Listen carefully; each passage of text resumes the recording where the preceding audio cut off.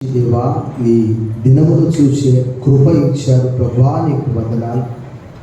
ఈ దినం మమ్మల్ని సజీవులుగా ఉంచారు. నిద్రపోయిన వేళ సైతము ఒక నిమిషమైనను ఎడబాయక కనుపాపని కాపాడారు. మనుష్యుని జ్ఞాపకం చేసుకుంటకు వాడు ఏ పాటి వాడు, నరపుత్రుని దర్శించుటకు వాడు ఏ పాటి వాడు.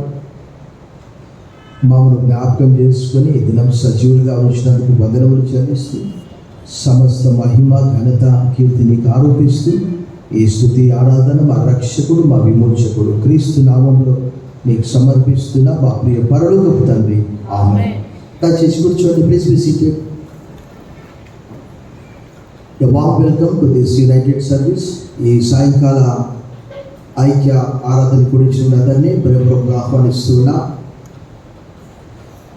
Greet you all in the name of our Lord and Savior Jesus Christ. ప్రభువును రక్షకుడైన యేసు క్రీస్తు వారి దివ్య శుభ శక్తిగల నామంలో మీ అందరికి శుభములు, సమాధానం కలుగును గాక. దేవుడు మనందరినీ 7 మాసాలు కాపాడి 8వ మాసము మొదటి పరిశుద్ధ పుణ్య పునరుత్థాన దినంలో సజీవులుగా ఉంచినందుకు దేవునికి కృతజ్ఞతగా బిగ్గరగా చప్పట్ల ద్వారా ప్రభువును స్తుతించాం. బిగ్గరగా ఈ దినము the world celebrates the friendship day. ప్రపంచమంతా కూడా స్నేహితుల దినోత్సవాన్ని జరుపుకుంటూ ఉన్నారు. ఈ దినం మీ అందరికీ wish you all a happy friendship day. మీ అందరికీ స్నేహితుల దినోత్సవ శుభాకాంక్షలు తెలుపుతున్నారు. మీరు కూడా మీ పక్కవారికి పొరుగు వారికి విషయం చెప్పుకోండి, హ్యాపీ ఫ్రెండ్షిప్ డే అని చెప్పండి, బిగ్గరగా చెప్పండి. మంచిది. మరి ఈ ఫ్రెండ్షిప్ డేని కొంతమంది, నేను చిన్న ఉన్నప్పటికీ ఇప్పటికీ అంత మారిపోయింది టెక్నాలజీ, బ్యాండ్స్ ఎక్కువగా ఇస్తూ ఉంటారు. ఫ్రెండ్షిప్ బ్యాండ్ అని రకరకాలుగా గిఫ్ట్స్, ఇంకా గ్రీటింగ్ కార్డ్స్, టెక్స్ట్ మెసేజెస్. చాలామంది ఫ్రెండ్స్ ఉంటారు. బట్టి ఇంకా చాలామంది many people they feel lonely. ఇంకా వారు ఎంతమంది స్నేహితులు ఉన్నప్పటికీ వారి జీవితంలో ఏదో ఒక కొరత, ఏదో ఒక వెలితి, ఏదో ఒక ఖాళీ. దేని గురించో ఇప్పుడు నేను చెప్పే విషయాలు జాగ్రత్తగా మీరు ఆలోచించేయండి. అనేక మంది ఇప్పుడు మానసిక సమస్యలతో బాధపడుతున్నారు. కారణం ఏంటి తెలుసా? ద మోర్ టెక్నాలజీ, అరచేతిలోనే ప్రపంచం ఉన్నది. కొత్తిమీర కావాలంటే బజార్కి వెళ్ళాల్సిన అవసరం లేదు, బ్లింకిట్లో బుక్ చేసుకో, 5 నిమిషాల్లో వస్తుంది. బట్ మనుషులకు గత 20వ తేదీ సాక్షాత్తు ఒక రాష్ట్ర డీజీపీ, సిక్కిం రాష్ట్ర DGP, deputy general of police, Sikkim రాష్ట్రం క్యాపిటల్ సిటీ అగర్తల, ఆయన ఆఫీస్లోనే హీ హ్యాడ్ కమిటెడ్ సూసైడ్. ఆయన చేతి కింద ఒక 5,000 మంది పోలీసులు ఉన్నారు, ఒక 10,000 మంది పోలీసులు ఉన్నారు. He was the superior, he was the supreme of the police department. We do not know what has happened to him. ఆయన ఏం జరిగిందో మనకు తెలియదు. ఒక నిరాశ, ఒక నిస్పృహ వచ్చేసింది. బట్ మనం చదువుకున్నటువంటి లేఖన భాగంలో జాగ్రత్తగా గమనించినప్పుడు the greatest friend Jesus Christ, యేసు క్రీస్తు ఒక గొప్ప స్నేహితునిగా ఉన్నాడు. యేసు నా స్నేహితుడు అని చెప్పండి అందరూ, చెప్పండి, యేసు నా స్నేహితుడు. The greatest friend on the earth in heaven. భూమి మీద పరలోకంలో మనకు గొప్ప స్నేహితుడు ఎవరైనా ఉన్నారంటే ఆయన యేసు ప్రభు వారే. ఒక మంచి స్నేహితుల్లో ఉండే లక్షణాలు అన్ని కూడా మీకు 5 విషయాలు తెలియజేస్తాను. మొట్టమొదటిది ఏంటి అంటే, నిజమైన స్నేహితుడు ఎలాంటి వాడు అని అంటే ఒక త్యాగముతో కూడుకున్నటువంటి ప్రేమ. Turn your Bibles with me to the Gospel according to St. John chapter 15 verse 13.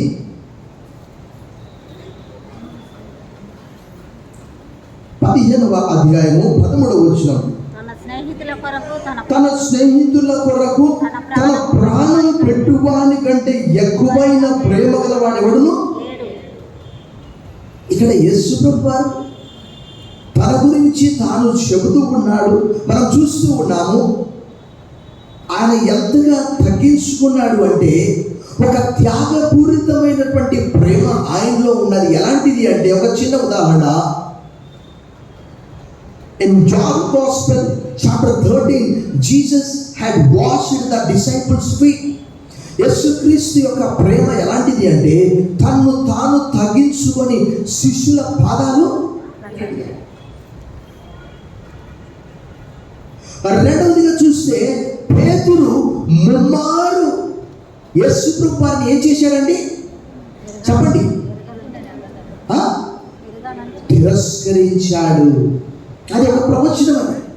Jesus said, I used to tell lot of times, I used to remind you.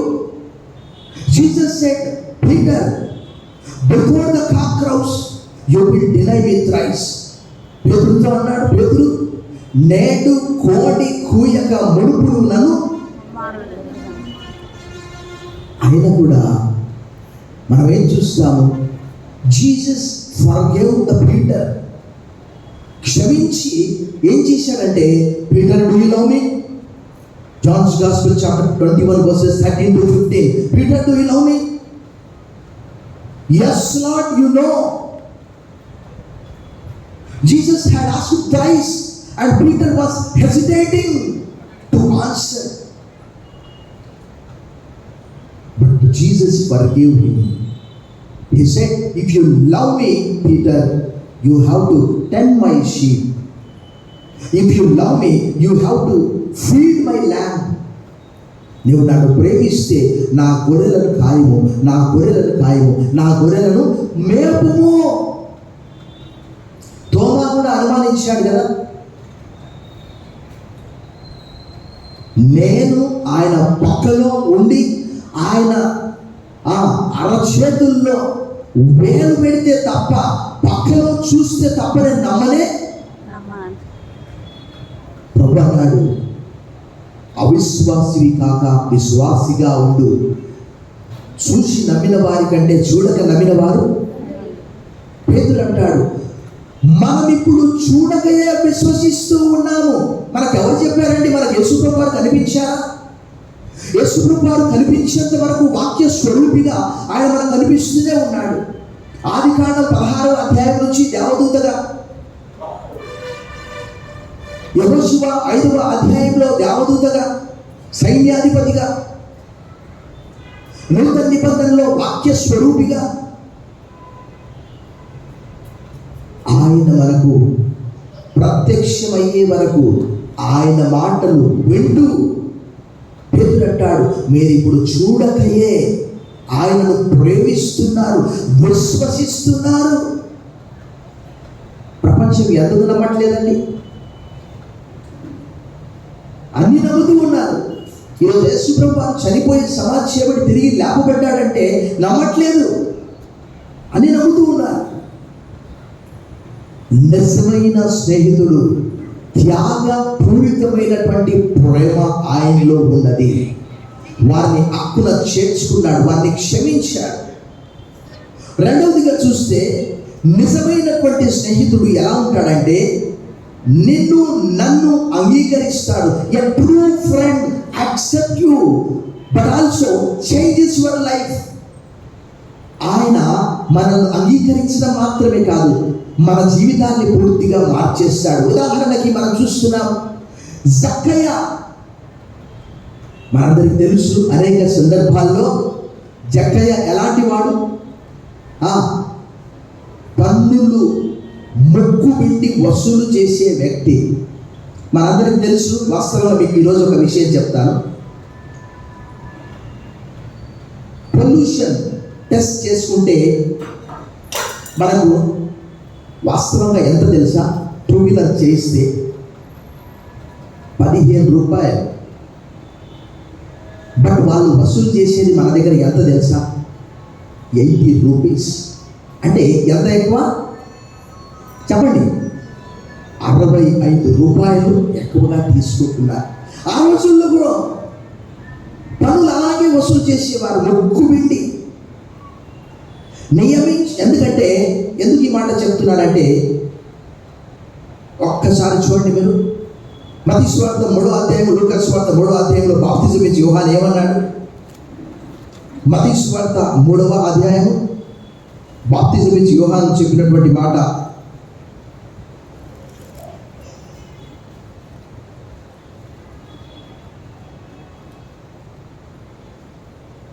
ఆ లూకా సువార్త 3 తీయండి. లూకా సువార్త 3వ అధ్యాయం, అక్కడ 12వ వచనం, 3వ అధ్యాయం 12వ వచనం.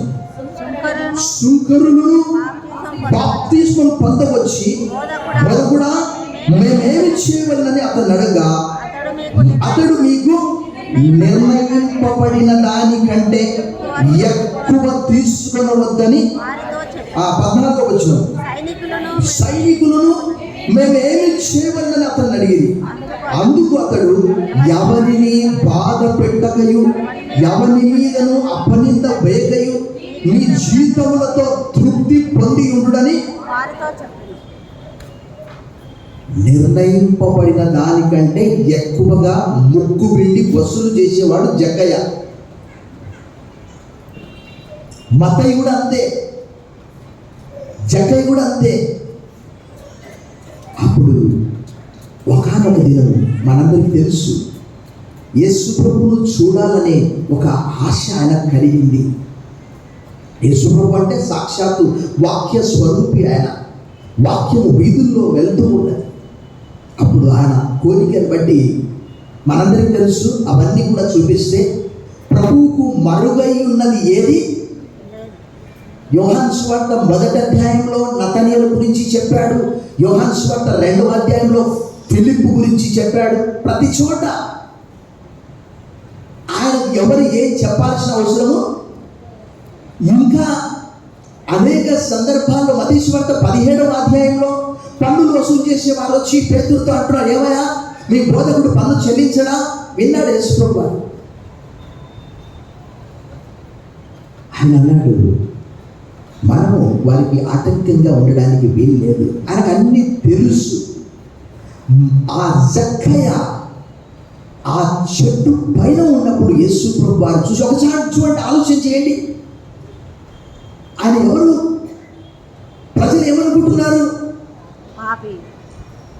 ఒక్కసారి మనం చదివినటువంటి ఉత్తర ప్రత్యుత్తర భాగం 11వ అధ్యాయం 19వ వచనం చూడండి. మత్తయి సువార్త ఒకసారి చూడండి. మత్తయి సువార్త 11:19 చూడండి. 11:19. మనుష్య కుమారుడు తినుచును త్రాగుచును వచ్చేది కనుక, ఇదిగో వీడు తిండిపోతును మద్యపానియు సుంకరులకును పాపులకును. అయితే ఆ జక్కయ్య చూడండి, ఆ జక్కయ్య ఆ చెట్టు పైన ఉన్నప్పుడు యేసు ప్రభు వారు ఆయన చూసి, జక్కయ్య త్వరగా దిగు. చూడండి, ఆయన జీవితము చిటికలో క్షణంలో మారిపోయింది. అంతకంటే ముందు ఎలా ఉండేవాడో మనకు తెలియదు. బట్ ఆయన హృదయము యేసు ప్రభు పిలిచిన వెంటనే జనాలు ఏమనుకున్నారు తెలుసా? పాపి అయిన వారి ఎంట బస చేయవెళ్తూ ఉన్నాడు. ఎలా వాడు? లూకా సువార్త 7వ అధ్యాయంలో అయితే ఇంకా ఘోరంగా ఏంటి తెలుసా? ఇది ఎవతో, ఇది ఒక స్త్రీ గురించి, ఇది ఎవతో ఆయనకు తెలుసా? ఈయన ప్రవక్త అయితే. వెంటనే వారి గుసగుసలు విని ఆయన జీవితం పూర్తిగా మారిపోయింది. లూకా సువార్త 19వ అధ్యాయం ఒకసారి చూడండి. అక్కడ 19వ అధ్యాయము ఒకసారి మనం 7వ వచనం. అందరూ అది చూసి, ఈయన పాపి అయిన మనుషుని యొక్క బస చేయబెళ్ళనని చాలా. అక్కడ మనకు రాయబడింది, కానీ ఎంతమంది చదువుకున్నారో మనకు తెలియదు. మళ్ళీ సరిగితే పోయి సూసైడ్ చేసుకుంటే కూడా ఉంటారు. వాళ్ళకి ఎవరు కూడా నమ్మకం ఇట్లా అవుతుంది. ఇంకా ఆయన కూడా ఆయన చూడండి ఎంత వచ్చిన జక్కయ్య నిలువబడి ఏమంటున్నారు చూడండి. అక్కడ ఇదిగో ప్రభువా నా ఆస్తిలో సగము యేసు ప్రభువు చెప్పారండి. True friend accept you also but changes your life. జక్కయ్యలో కలిగిన మార్పు చిటికెలో. ప్రభు ఏం చెప్పలేదు, అక్కడ జక్కయ్య చెప్తున్నాడు చూడండి, ఇదిగో ప్రభువా నా ఆస్తిలో సగము నేను ఎవని యొద్దనైనను అన్యాయముగా దేన్నైనా తీసుకునేలా అతనికి 4 గంటలు మరలా చెల్లించునని ప్రభుతో చెప్పారు. బిగరగా చెప్పండి, కూడా ప్రభుత్వం భయపడచ్చు. బిగరగా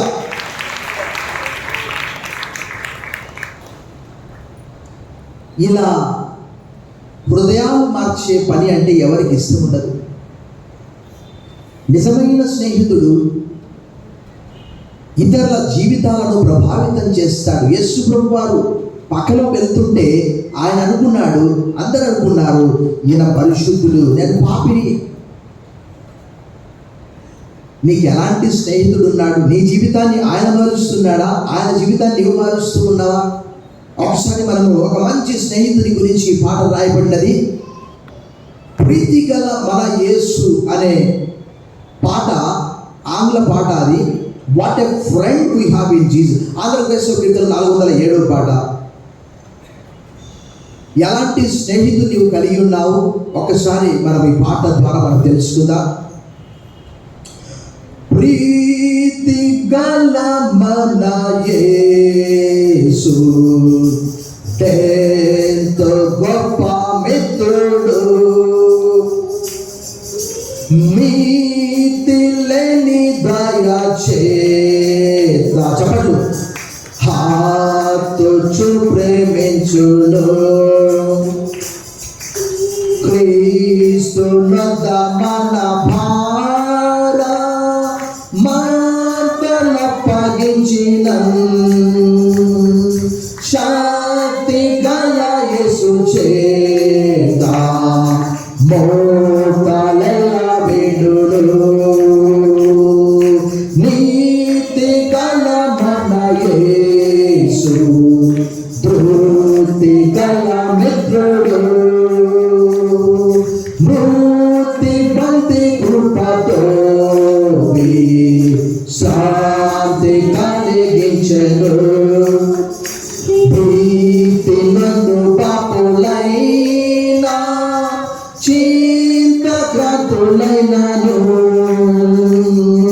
క్రీస్తు యొక్క దిక్కు చేత కృతగతి చూతుడు, దయగల మన యేసు ప్రియమైన మిత్రుడు, మాయలోకమందు నిజ సాయుడైగా పడును, భాయ దుఃఖ శ్రమలాది మోయరాని బదలం జయమప్ప నేర్పి యేసు సాయి వృద్ధి చేయును. ఒక భక్తుడు అన్నాడు, tell me who is your friend, I will tell you then who you are. నీ స్నేహితుడు ఎవరో చెప్పు, అప్పుడు నీవెవరు నేను చెప్తాను. పౌలు అన్నాడు కొరింథీయులకు రాసిన మొదటి పత్రిక 15:33లో, మోసపోకండి సహోదరులారా, దుష్ట సాంగత్యం మంచి నడవడిని. వాస్తవంగా చెప్తున్నా, మీరు బాధపడినా పర్వాలేదు, సాయంత్రం అయితే మందు కొట్టే వారంతా ఒక చోటికి చేరుతారు. ఒక పెళ్ళికి పోయినా అంతే, సాయంత్రం అయితే స్మోకింగ్ చేసే వాళ్ళంతా ఒక చోట చేరుతారు. చెడు చేసేవారంతా కూడా ఒక సమూహం, ఒక సంఘంగా ఉంటారు. వారు ఎప్పటికి కూడా దాన్ని విడిచిపెట్టలేరు. కారణం ఏంటంటే స్నేహితుల ప్రభావం. ఈరోజు ప్రపంచం అంతా కూడా బాగా మారిపోయింది. బట్ యేసు ప్రభువు వారు he accepts you also, he changes your life. జక్కయ్య జీవితం మారిపోయింది. అలాగే పేతురు కూడా మనందరికీ తెలుసు, ముమ్మారు తిరస్కరించినటువంటి పేతురు జీవితం మారిపోయి మొట్టమొదటి ప్రసంగం ద్వారా 3,000 మంది ప్రభువైన యేసు తమ స్వంత రక్షకుడిగా అంగీకరించారు. సుంకరి అయిన మత్తయి కూడా మొట్టమొదటి సువార్త రాయడానికి ప్రభు కృప చూపించాడు. మత్తయి సువార్తలో ఆయన సుంకటి మెట్టు వద్ద పన్ను వసూలు చేస్తూ ఉన్నప్పుడు ప్రభు అన్నాడు, నన్ను వెంబడించుము అన్నాడు. ఆయన కూడా జక్కయ్యలాగానే కొంచెం ఎక్కువ తక్కువ అంతే. మూడవదిగా చూస్తే ఒక్కసారి దానికి సంబంధమైనటువంటి లేఖన భాగము సామెతలు 27:17. సామెతలు 27:17. 27:17. Book of proverbs chapter 27:17. ఇనుము చేత ఇనుము పదునగును, అట్లు ఒకడు తన శరీరానికి వివేకము. మూడవదిగా చూస్తే a true friend remains faithful. నిజమైనటువంటి స్నేహితుడు విడువక ప్రేమించును, అట్టి వాడు దుర్దశలో సహోదరునిగా ఉండును అని సామెతలు 17:17లో రాయబడి ఉన్నది. ఆస్తి ఉన్నప్పుడు, అంతస్తు ఉన్నప్పుడు, హోదా ఉన్నప్పుడు అందరూ నా స్నేహితులు అంటారు. అది పోయిన తర్వాత మనందరికీ తెలుసు యోబు స్నేహితులు ఎలాంటి వారు. అంతా కోల్పోయినప్పుడు, ఒరే యోబు ఎంత పాపి కదరా నీవేదో రహస్య పాపం చేశావురా, అందుకే నీకు ఈ గతి పట్టింది అని వారు ఏం చేస్తున్నారు? యోబు అంటాడు, నా స్నేహితులు ఎండిపోయిన వాగువలే ఉన్నారు.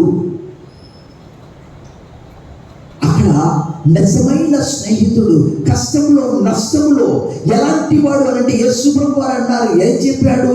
హెబ్రీ పత్రిక 13:5లో నేను ఏమాత్రం విడువను, ఎడబాయనని చెప్పాడు. ఇహలోక సంబంధమైనటువంటి స్నేహితులు ఎంతో మంది ఉండవచ్చు, కానీ కానట్లేదు. బట్ వారందరిలో శ్రేష్టమైనటువంటి వాడు యేసు ప్రభువు అని నేను చెప్తూ ఉన్నాను. ఒక లైట్ హౌస్ మనం తీసుకుందాం. అది ఎక్కడ కడతారు తెలుసా? లైట్ హౌస్ అంటే సముద్రములో ఒక ఒడ్డులో కడతారు. కొన్ని చోట్ల మాత్రం ఎక్కడైతే ఇసుక దిబ్బలు, ఎక్కడైతే కొండలు ఉంటాయో అక్కడ కడతారు. ఎందుకు అని అంటే సముద్రంలో తుఫాన్లు అలలు వచ్చినప్పుడు ఆ లైట్ హౌస్ ఒక దిశ నిర్దిశ చేస్తుంది. ఆ లైట్ హౌస్ ఆ అలలు రాకుండా ఆపలేదు, బట్ ఆ అలలలో కూడా సురక్షితంగా ఒడ్డుకు చేరడానికి లైట్ హౌస్ సహాయపడుతుంది. బిగ్గరగా చప్పట్లు కొట్టి ప్రభువు భయపడ బిగ్గరగా.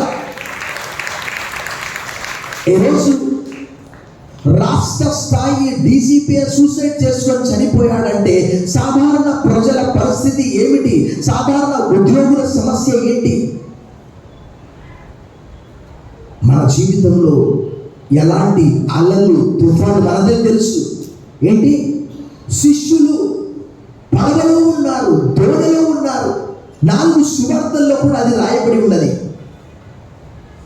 అప్పుడు వారు ఏమన్నారు? ప్రభువా, మేము నశిస్తూ ఉన్నాము, నీకు చింత లేదా? ఒక కుమారుడు ఒక భయంకరమైనటువంటి చీకటి అయిన అడవిలో తండ్రితో కూడా వెళ్తూ ఉన్నాడు. The darkest forest. ఆ సమయంలో ఆ కుమారుడికి భయం లేదు. ఏంటి తెలుసా? తనతో కూడా ఉన్నవాడు ఎవరు? తన తండ్రి. బిగ్గరగా చప్పట్లు కొట్టి ప్రభువు వైపు బిగ్గరగా. వారన్నారు, ప్రభువా, మేము నశిస్తూ ఉన్నాం, నీకు చింత లేదా? భూమిని ఆకాశాన్ని కలగజేసినటువంటి దేవుడు ఆయన అన్నాడు, అల్ప విశ్వాసులారా, ఎందుకు మీరు అలా భయపడుతూ ఉన్నారు? ఆ సముద్రాన్ని, ఆ అలలను ఆయన ఆపేసినప్పుడు 4 సువార్తల్లో ఎంత అద్భుతమైనటువంటి మాట అండి. వారందరూ కూడా ఈయన ఎట్టివాడో, ఈయనకు ప్రకృతి సముద్రము లోబడుచున్నది. నిజమైన స్నేహితుడు, the true friend remains faithful. అన్ని సమయాలు కష్టంలో, నష్టంలో, దుఃఖంలో, వ్యాధిలో, బాధలో విడువక. Jesus said, I will be with you till the end of age. యుగ సమాప్తి వరకు సదాకాలం మీతో కూడా ఉన్నానని చెప్పాడు. ఇక మనకు సమయం లేదు. యోహాను సువార్త 15వ అధ్యాయము Jesus calls us as friends. John chapter 15 verse 15.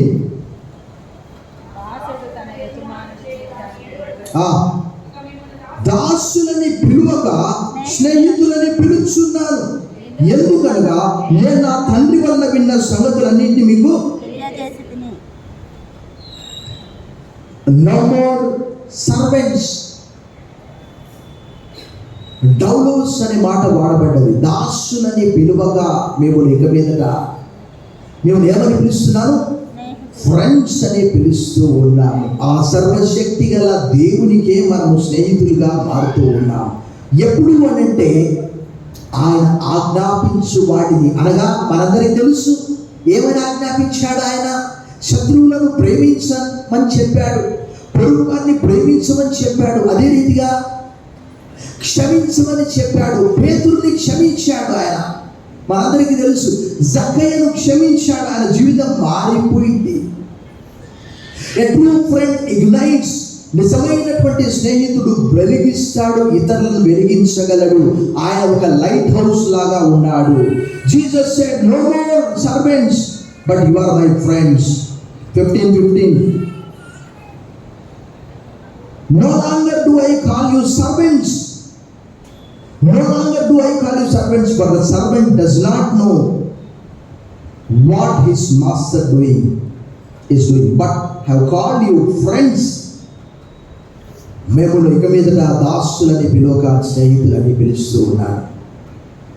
ప్రభునందు మిక్కిలి ప్రియులారా, ఈ లోకంలో ఎవరైతే ప్రభువైన యేసుక్రీస్తునందు విశ్వాసం ఉంచుతున్నారో ఆ సర్వశక్తి గల దేవుడు అబ్రహామునే ఏమన్నాడు? 2 చోట్ల యెషయా గ్రంథంలో, దినవృత్తాంతంలో 2వ గ్రంథము 20వ అధ్యాయంలో నా స్నేహితుడైన అబ్రహాం అని అన్నాడు. యాకోబు పత్రికలు కూడా చెప్పాడు. ఈ సాయంకాలం మనం ఫ్రెండ్షిప్ డే ఎలా సెలబ్రేట్ చేసుకుంటాము? చాలామంది ఏంటి తెలుసా, మనందరికీ తెలుసు సామెతలు. బెల్లం ఉన్నంతసేపే, బాగా డబ్బు ఉన్నంతసేపులు చెట్టు ఎక్కిస్తూ ఉంటారు. బాబా అట్లా సార్, మీరు ఇట్లా సార్, నీకు ఎందుకు సార్, అసలు ఈ ప్రపంచంలో నీ అంత గొప్పవాడు లేడు సార్ అని చెట్టు ఎక్కిస్తూ ఉంటాడు. ఆడవాళ్ళు అయితే అలా ఇలా అని చెప్పి అది అక్క ఇది అక్క, అదంతా అయిపోవాలి కదా. ప్రభునందు మిక్కిలి ప్రియులారా, మనం లోకాన్ని ప్రభావితం చేస్తూ ఉన్నామా? జక్కయ్య లోకాన్ని ప్రభావితం చేశాడు, పేతురు లోకాన్ని ప్రభావితం చేశాడు, మత్తయి లోకాన్ని ప్రభావితం చేశాడు, తోమా లోకాన్ని ప్రభావితం చేశాడు. కారణం ఏంటంటే ఆయన సర్వశక్తి గల దేవుడికి స్నేహితునిగా ఉన్నాడు. ఈ సాయంకాలం మనం ఎవరితో స్నేహం చేస్తూ ఉన్నాం? భక్తుడు యాకోబు చాలా చక్కగా చెప్తాడు. చూడండి ఒకసారి యాకోబు పత్రికలో ఆ అద్భుతమైనటువంటి మాట మనం చూద్దాము. ఎలాంటి వారితో మనం స్నేహం చేస్తున్నామో 4వ అధ్యాయము 4వ వచనం.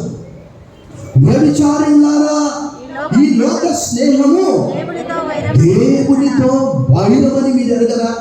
కాబట్టి ఎవడు ఈ లోకముతో స్నేహము చేయకూడదు వాడు దేవునికి. మెరిసేదంతా బంగారు కాదు. ఒక్కసారి ఆలోచన చేసుకోండి. నిజమైన స్నేహితుడు అనగా మనము నిజమైన ఆధ్యాత్మిక స్నేహితులను బట్టి ప్రభువును స్తుతిస్తాము, గణపరుస్తాము. ప్రభా, ఇలాంటి మంచి ఆధ్యాత్మిక సలహాలు ఇచ్చే స్నేహితులను బట్టి నేను స్తుతిస్తున్నాను ప్రభా. అన్ని వేళల ఆధ్యాత్మిక సలహా, బైబిల్ పర్స్పెక్టివ్ వేలో, దొంగ సలహాలు తప్పుడు సలహాలు ఇచ్చేవాడు స్నేహితుడు కాదు. అనారోగ్యం అయితే ఏమంటారు తెలుసా? ఫలాని కొడుకు పోయి నిద్రపో. అదేంటి, నీ ఇంట్లో నేను నిద్రపోతే దేవుడు నీకు శాంతి ఇవ్వడా? ఏంటండి ఇది? ఎక్కడైనా బైబిల్లో రాయబడి ఉందా? అని చెప్తున్నా కదా. ఒకరోజు ఒక ఇంటికి ప్రేయర్కి వెళ్ళాను. పాపం ఆ సహోదరి, సార్ ఇప్పుడే నేను కోడూరు పోయి వచ్చాను సార్, అక్కడ అట్లా వెళ్ళొద్దు కదా. ఆమె ప్రశ్న, ఆమె ప్రభునందు మిక్కిలి ప్రియులారా, ప్రభు యొద్దకు నడిపించాలి. మీరు లోకానికి ఉప్పై ఉన్నారు, లోకానికి వెలుగై ఉన్నారు. కొండ మీద నుండి పట్టణము మరుగై ఉన్న నేను. మొట్టమొదటిగా యేసు ప్రభువారు I am the light of the world అన్నాడు. నేను లోకానికి వెలుగు అన్నాడు. తర్వాత మీరు కూడా వెలుగు అన్నారు. మీరు వెలుగు సంబంధులు అన్నాడు. ఎఫెసీయులకు రాసిన పత్రిక 5వ అధ్యాయంలో. చీకటి సంబంధులు కాదు. ఈ సాయంకాలం ఆయన మనందరి కొరకు తన ప్రాణం పెట్టి చనిపోయి సమాధి చేయబడి తిరిగి లేపబడి మనను స్నేహితులని పిలుస్తున్నాడు.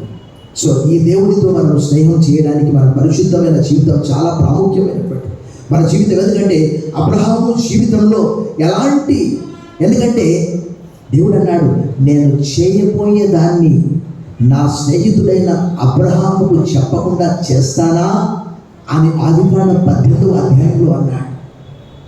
చూడండి, దేవుడు అబ్రహాముతో చెప్పి ఆ పని చేశాడు. అప్పుడు అబ్రహాం విజ్ఞాపన చేశాడు.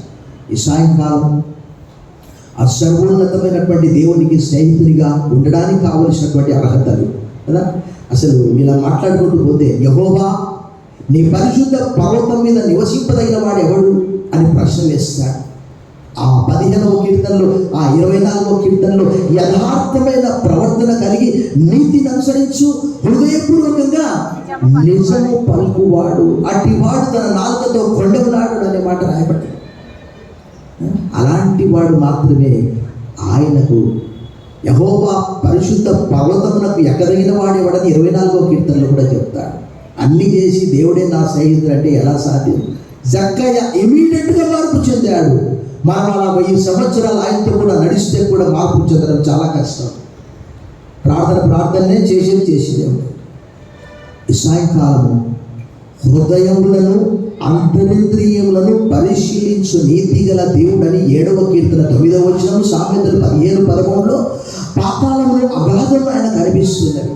ఆ నరుల హృదయములు మరి తేటగా కనిపిస్తున్నాయి. సో మనము మన హృదయాన్ని ఆయనకిస్తే ఆ జక్కయ్య వలె, ఆ పేతురు వలె, ఆ మత్తయి వలె ఆయన మన హృదయాన్ని మార్చివేస్తాడు. తనను వచ్చాడు, మనం ప్రార్థన చేస్తాం.